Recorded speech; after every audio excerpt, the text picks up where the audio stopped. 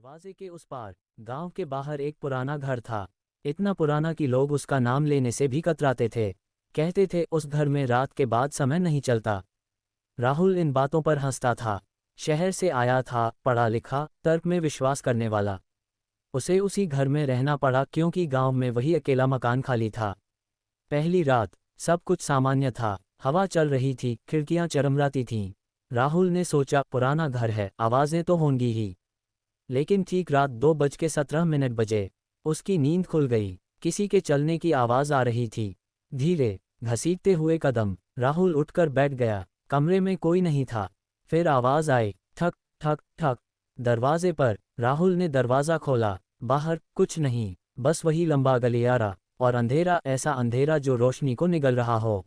दरवाजा बंद करते ही आवाज फिर आई, इस बार पीछे से। उसने पलट कर देखा। दीवार पर एक छाया थी, लेकिन वह उसकी नहीं थी। छाया सांस ले रही थी। राहुल पीछे हटा। छाया दीवार से उतरकर फर्श पर फैलने लगी।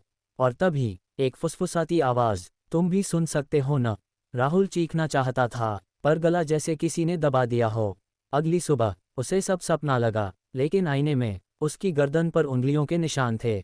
दूसरी रात उसे नींद नहीं आई। वह जागता रहा, घड़ी पर नजर टिकाए। रात के 2:17। कमरे की लाइट अपने आप बंद हो गई।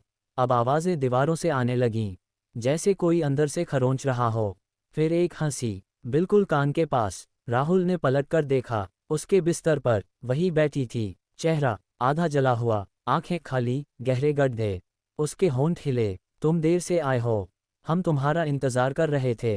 राहुल भागा सीढ़ियों से नीचे, लेकिन सीढ़ियां खत्म ही नहीं हो रही थीं।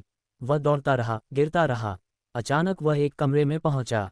दीवारों पर लटकी थी तस्वीरें, सैकड़ों तस्वीरें, और हर तस्वीर में वही आदमी, वही चेहरा, उसका अपना, अलग अलग उम्र में, अलग अलग हाल में। और हर तस्वीर के नीचे एक तारीख, मौत की तारीख। आखिरी तस्वीर खाली थी। नीचे लिखा था, आज की रात। सुबह गांव वाले घर के बाहर जमा थे।